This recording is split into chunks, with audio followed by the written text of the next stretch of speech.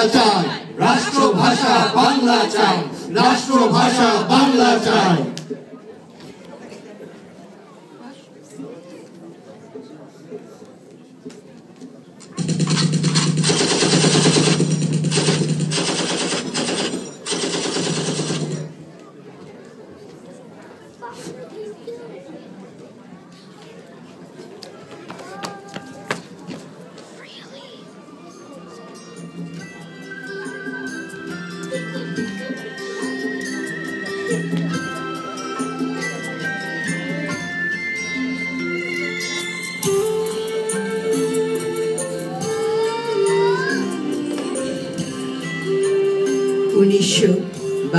সনের 21শে ফেব্রুয়ারি মহান ভাষা আন্দোলন অবলম্বনে জহির রায়হানের ছোট নাটক 21শে ফেব্রুয়ারি শ্রুতি নাটক, নাট্যরূপ ও নির্দেশনায় ডক্টর ফারুক আজম।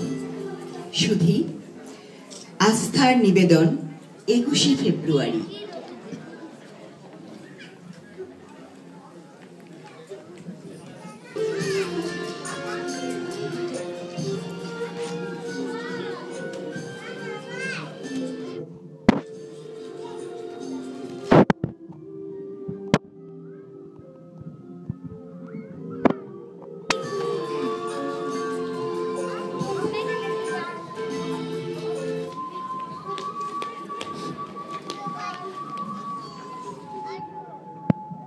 আমার নাম হইল গফুর, আমি একজন চাষা। আমার বাপও আছিল চাষা।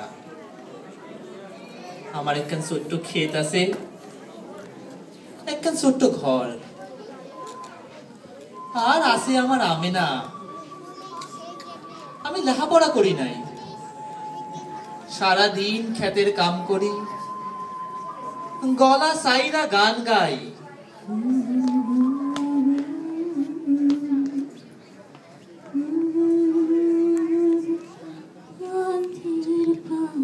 আমার আমেনারে দেখছিলাম পুকুর ঘাটে, আহা রমজান তার কাঁচা হলুদ।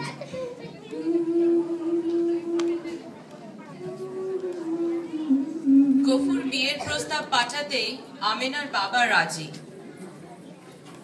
গফুর শহরে যাবে, বিয়ের ফর্দ নিয়ে সব নিজের হাতে কিনবে, শাড়ি, চুড়ি, আলতা আর হাসুলি। জীবনের অন্য স্তরের লোক পুলিশ ইন্সপেক্টর আহমেদ হোসেন এত কষ্ট করেন, তবু প্রমোশন হয় না। তার স্ত্রী মনে করেন তিনি বাঙালি তাই, কিন্তু আহমেদ হোসেন মনে করেন তার ছেলে তসলিম ছাত্র নেতা তাই।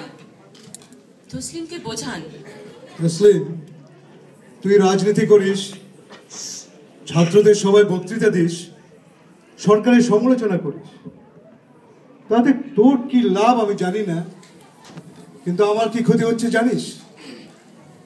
বাবা, তোমার কোনো ক্ষতি হোক সে তো আমি চাই না, কিন্তু আমি যেটাকে আদর্শ মনে করি, ন্যায়সঙ্গত মনে করি, সেখান থেকে আমি কিভাবে বিচ্যুত হব? অন্যায়ের বিরুদ্ধে তো আমাদেরই দাঁড়াতে হবে। এত বড় স্পর্ধা তোর, আমার মুখে মুখে কথা বলিস? আমার ধমকে যত গুন্ডা বদমাশ ভয়ে কাঁপে, আর তুই আমার সঙ্গে তর্ক করিস? বাবা, আমি গুন্ডা নই, বদমাইশও নই। যা সত্য মনে করি তার জন্য লড়াই করব। বাবা, তুমি তো একদিন শিখিয়েছ অন্যায়ের বিরুদ্ধে প্রতিবাদ করবার, সে সাহস তো তুমি দিয়েছ। বাবা, এখন কেন তার অন্যথা করছো?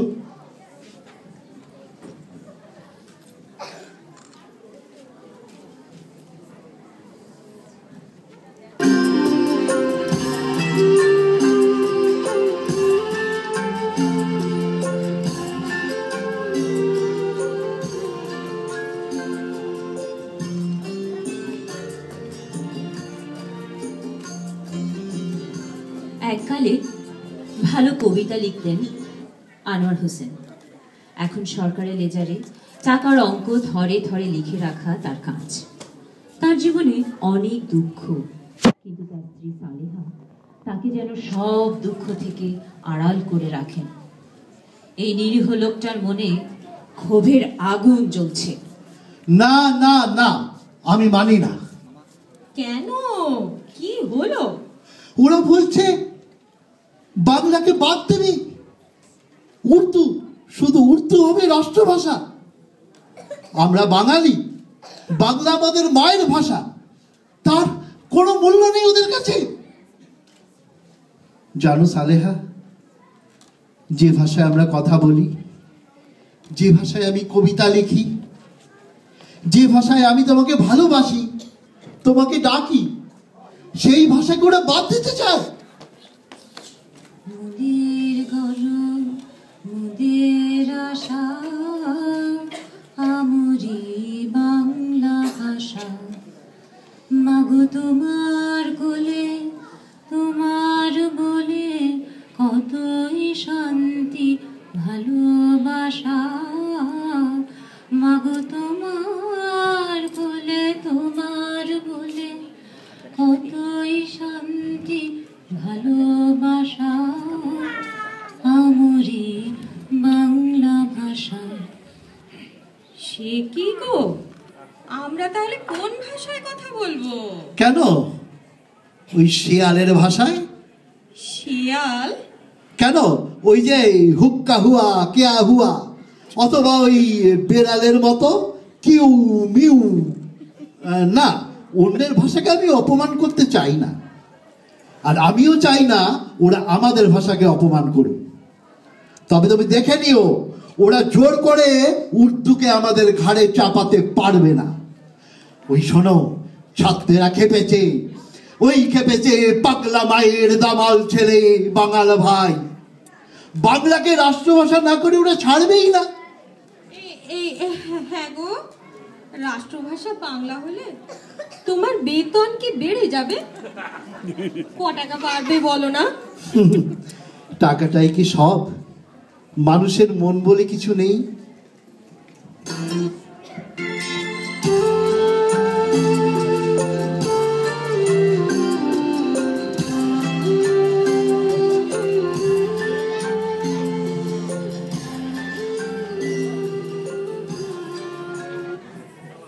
অর্থ আর প্রাচুর্যের অফুরন্ত সমাবেশ, অভাব বলতে কিছু নেই। সমাজের গণ্যমান্য ব্যক্তি মকবুল আহমেদ।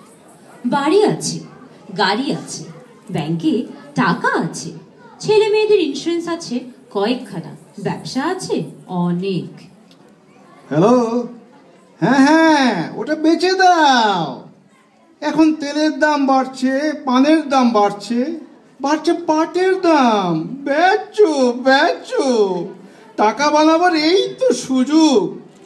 গুদামে যা আছে সব বেচে দাও। টাকা, আরো টাকা।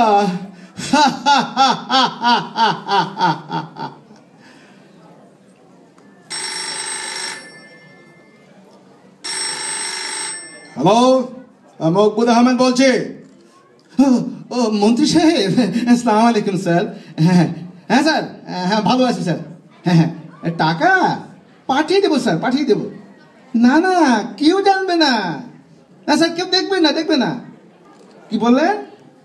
আপনার ড্রাইভারকে? নিশ্চয়ই নিশ্চয়ই। ওকে স্যার, ঠিক আছে, রাখি। হ্যাঁ মকবুল বলছে। বলুন, কি দুপুরে লাঞ্চে মিটিং ঠিক তোমার সময় তো? আচ্ছা ঠিক আছে, হ্যাঁ দেখা হবে। ওকে, রাখছি, বাই।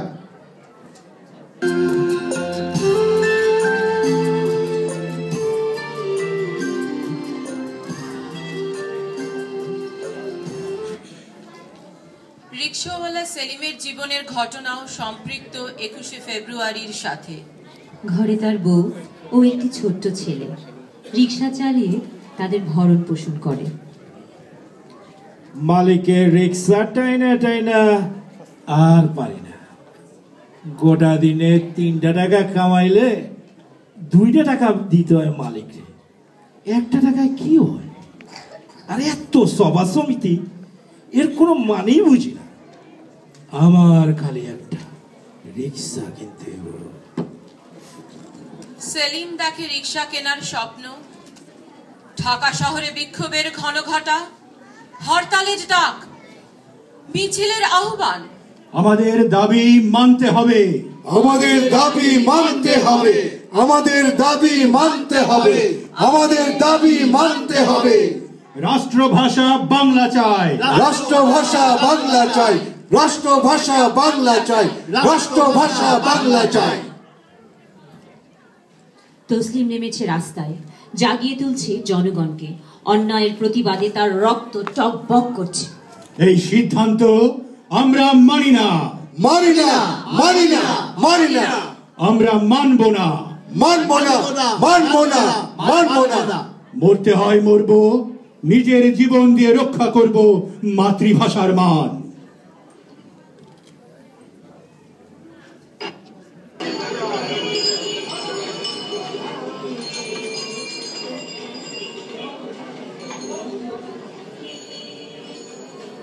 রাস্তায় নেমে তসলিম যাচ্ছে সেলিমের রিকশায়। দুটো ভিন্ন জীবন, দুটো ধারা, এক প্রশ্ন, ভিন্ন উত্তর। এই রিক্সা ভাড়া যাবে? কই যাবেন স্যার? বিশ্ববিদ্যালয়। এটা আবার কোন জায়গা স্যার? ইউনিভার্সিটি। বাংলা কোন না ইংলিশে কোন কালা? উড়েন উড়েন। আচ্ছা, আপনারা কাল হরতাল করতেছেন কেলা? রিক্সা না চালাইলে আমরা খামো কি? হাওয়া খামুনি? কেন তুমি শোনোনি যে পাকিস্তানের প্রধানমন্ত্রী নাজিমুদ্দিন গত মাসে পল্টন মাঠে বলেছেন উর্দু হবে একমাত্র রাষ্ট্রভাষা? এর মানে কি তুমি বোঝো? আমার কথাতে কি আসে যায় স্যার? আরে অনেক কিছু আসে যায়। বাংলা ভাষা এদেশে আর থাকবে না। তোমাকে আমাকে অফিসে, আদালতে, স্কুল, কলেজে কোন ভাষায় কথা বলতে হবে জানো? উর্দু। উর্দু আমি কিছু কিছু জানি স্যার, কিন্তু আমার বউ একেবারে কিছু জানে না। মুন্সিগঞ্জের মাইয়া তো, মগর আমার পোলারে আমি উর্দু বাংলা দুইটাই গাইতেছি। উর্দুর সাথে তো আমাদের কোনো বিরোধ নেই। আমরা উর্দু বাংলা দুটোকেই সমানভাবে পেতে চাই। তাইলে হরতাল করতেছেন কেলা? হরতালের ভেতর দিয়ে আমরা বলতে চাই শুধু একটাকে রাষ্ট্রভাষা করা অন্যায়। হরতাল আমাদের প্রতিবাদের ভাষা, যাতে কথাগুলো ওদের কানে যায়। বুঝলে? ও বুঝলাম, কিন্তু কি যে বুঝলাম তাই বুঝলাম না। চলেন চলেন।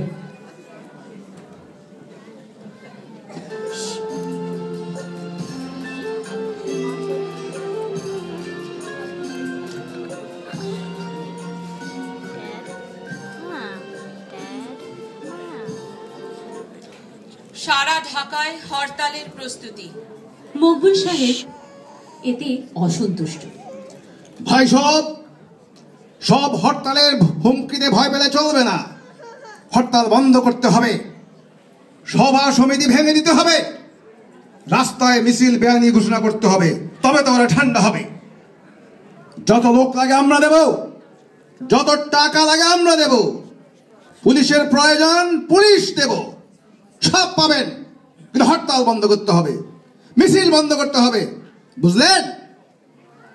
কি ব্যাপার, কথা কন না কেন? আমরা মানি না। সরকার 144 ধারা জারি করে আমাদের মুখ বন্ধ করে দেবে, সে আশা আজ মিছে। আমরা মতান্তর করব না, আমাদের প্রতিবাদ চলবেই, চলবে, চলবে, চলবে, চলবে। ঠুনকো আইনের শৃঙ্খল আমরা ভেঙে টুকরো করে দেব।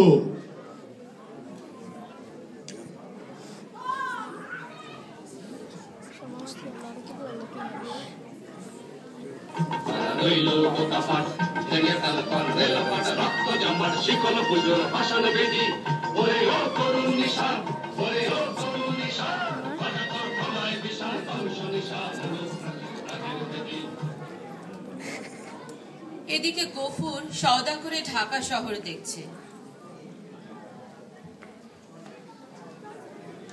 দুইখান শাড়ি কিনছি, এক শিশি আলতা, 1 ডজন চুড়ি, একটা নাকফুল। কাল হরতাল দেখা গ্রামে যামু। আমার আমিনার লাইগা মনটা যে কেমন করে।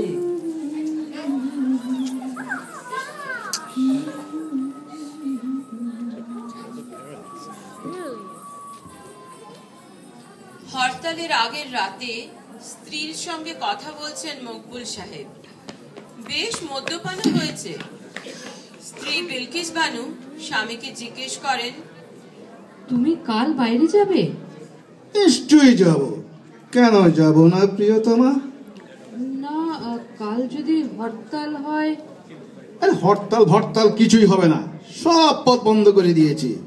যে হরতাল করবে তার লাইসেন্স কেড়ে নেব। কেউ যদি অফিসে যায় তার চাকরি খাবো।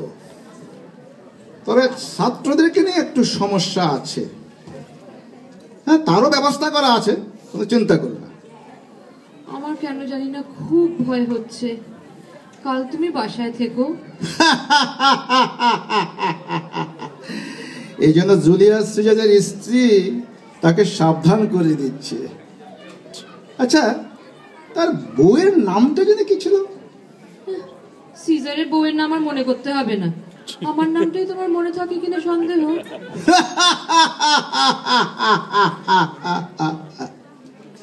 কবি আনোয়ার হোসেনের মনে যে পুঞ্জীভূত ক্ষোভ ছিল তার অগ্নুৎপাত হলো সালেহার কাছে হরতালের দিনে।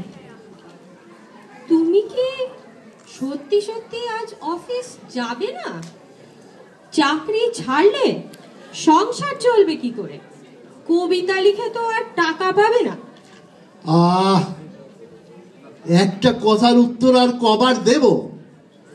আমি তো বলেছি এ সরকারের গোলামি আমি আর করব না। তাহলে এখন কোথায় বেরোচ্ছ? আজ হরতাল না? হরতাল কেমন হচ্ছে সেটা দেখব। তারপর তারপর তারপর আর কোথায় যাবে? তারপর যাবে ইউনিভার্সিটিতে। আমাদের ছাত্রেরা, দামাল ছেলেরা কি করছে দেখতেই, ওই বিপ্লবের আগুন যাদের রক্তে। না না, আমি তোমাকে যেতে দেব না। এই পথ আগলে দাঁড়ালাম, দেখি কিভাবে যাও। পুলিশে যদি ধরে নিয়ে যায় তাহলে আমার কি হবে? দেখো, বাজে বকো না, পথ ছাড়ো। পুলিশ ধরবে ধরো, আমি তার তোয়াক্কা করি না। আর তোমার যদি কিছু, আর আমার যদি কিছু হয়, তুমি বাপের বাড়ি চলে যাও। দোহাই তোমার, যেও না, যেও না, যেও না।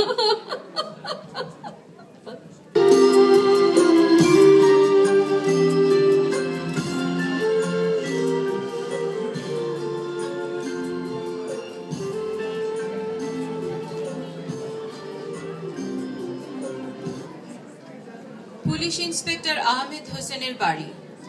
তসলিমের বাবা পুলিশের পোশাক পরে বাইরে যাবে, ডেকে পাঠিয়েছে তার ছেলে তসলিমকে। দেখ তসলিম, এখন সময় ভালো না। ওসব বক্তৃতাগিরি বাদ দিয়ে পড়াশোনায় মন দে। তোর জন্য আমার অনেক দুশ্চিন্তা। শোন, আজ ঘর থেকে বেরোবি না। আজ আমরা হরতাল ডেকেছি, আজ আমি কি করে ঘরে বসে থাকি বাবা? আমার আদেশ, তুই আজ ঘরে থাকবি। আমার বেয়াদবি মাফ করবে, কিন্তু তোমার কথা আজ আমি রাখতে পারবো না। এরকম বেঁচে থাকার কোনো মানে আছে যেখানে নিজের মায়ের ভাষায় কথা বলবার অধিকার নেই, যেখানে আমাদের বাঙালি জাতির কোনো মূল্য নেই, যেখানে আমাদের অস্তিত্ব পাকিস্তানি সরকার গ্রাহ্যই করে না? সেখানে কি তুমি আমাদের মুখ বুঝে অপমান সহ্য করতে পারো? বাবা, আমি পারবো না, আমরা পারবো না। এই লাঞ্ছিত জীবনের চেয়ে মৃত্যু ঢের ভালো। তসলিম, তসলিম, তসলিম, বাবা তসলিম, তুই আমার একমাত্র ছেলে। আমি চাই না তুই কোনো বিপদে পড়িস, আর মৃত্যুর কথা বলিস না। বাবা, বাবা, তুমি আমার জন্য ভেবো না। আয়, আমার বুকে আয়, সাবধানে থাকিস। আল্লাহ যেন তোকে হেফাজতে রাখেন। ফি আমানিল্লাহ। 21শে ফেব্রুয়ারির সকালবেলা, তখন দুপুর আকাশে এক টুকরো মেঘ নেই। পুলিশের কর্তারা পায়চারি করছে, আর কনস্টেবলরা হুকুমের অপেক্ষায়।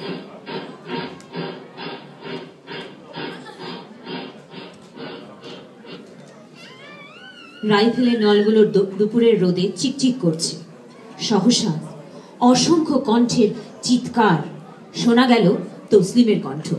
আজ আমতলার ছাত্র সভায় আমরা ঘোষণা করছি, আমরা 144 ধারা মানি না, মানি না, মানি না, মানি না। আমরা 144 ধারা ভাঙবো, ভাঙবো, ভাঙবো। সরকার আমাদের বিভ্রান্ত করবার চেষ্টা করছে, স্বাক্ষর অভিযানের প্রতিশ্রুতি দেয়া হচ্ছে, কিন্তু আমরা ওদের বিশ্বাস করতে পারি না। আমরা 144 ধারা ভাঙবো, ভাঙবো, ভাঙবো, ভাঙবো। রাষ্ট্রভাষা বাংলা চাই, রাষ্ট্রভাষা বাংলা চাই, রাষ্ট্রভাষা বাংলা চাই, রাষ্ট্রভাষা বাংলা চাই। দলের পর দল ছাত্ররা সবাইকে ধরে ট্রাকের মধ্যে তুলে নিল সিপাহীরা।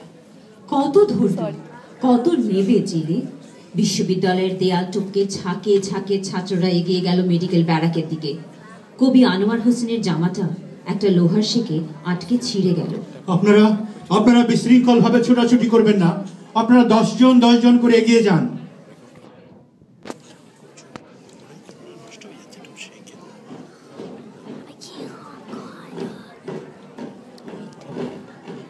হরতালে বিলকিস বানুর গাড়ির কাঁচ ভেঙে দিল ছাত্ররা।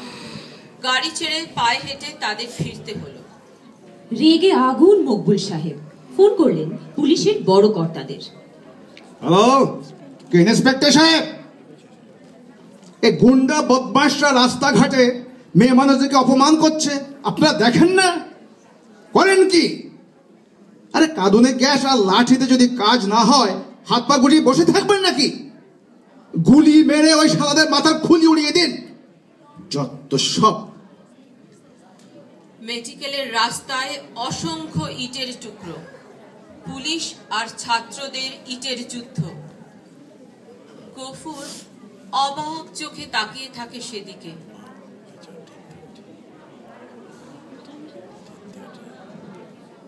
হঠাৎ গুলির শব্দ, আবার আবার, তারপর কেমন একটা নিস্তব্ধতা। কাকগুলি কা কা করে আকাশে ঘুরপাক খাচ্ছে।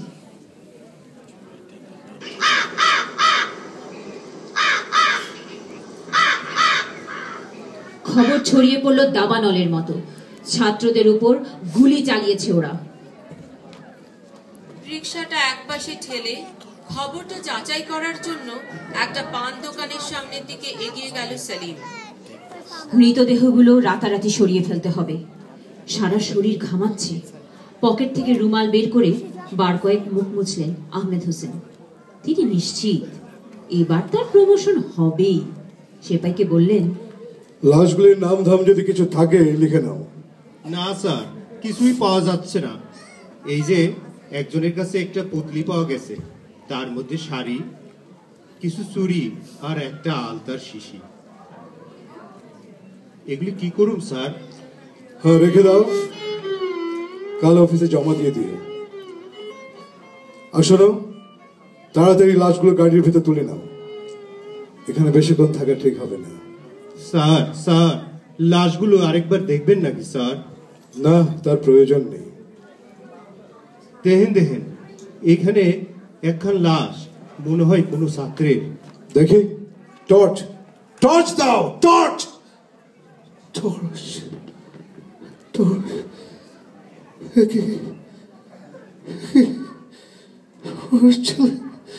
তসলিম, তসলিম, তসলিম।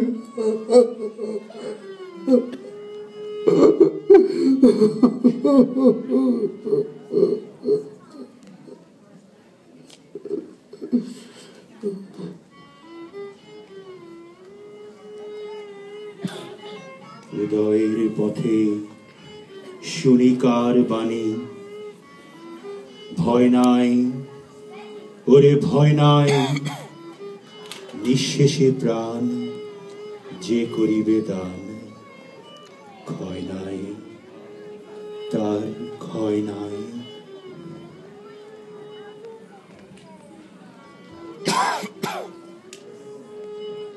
অন্য ঘরে সারা রাত অপেক্ষা করলো সালেহা।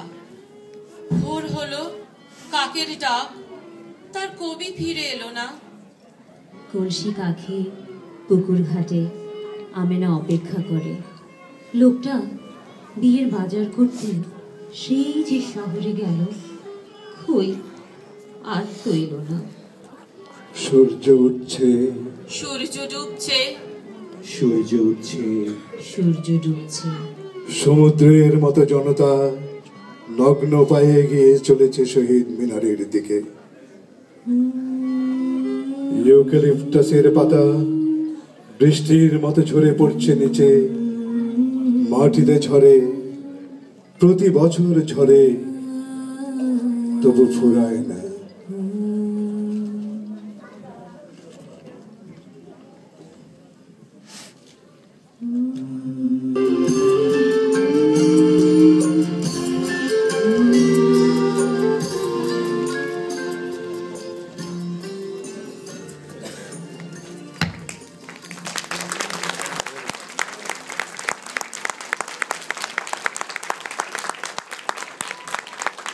সুধীমণ্ডলী, এই ছিল আমাদের নিবেদন আস্থার পক্ষ থেকে।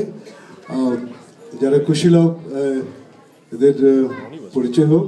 অজন্তা, শাহিন, আসিফ, সেলিম, ইন্দ্রাণী, সোমা, শম্পা, ইন্দ্রাণী, শুভদীপ, অমিতাভ, মাঝার এবং আমাদের আমরা এক নামে ডাকি তো, অন্য নামে ডাকতে হয় শর্মিলা। আর একটু বিশেষভাবে মাঝারের অনেক রকমের ব্যক্তিগত অসুবিধা ছিল তাদের পরিবারে, সেই সব উপেক্ষা করে তার নিজের কথা দাম দিয়েছে, এসেছে, আমাদের সাথে কাজ করেছে, তার জন্য একটা বিরাট হাততালি হয়ে যায়। এবং আপনাদের সবাইকে অনেক ধন্যবাদ। আমাদের পরবর্তী অনুষ্ঠান,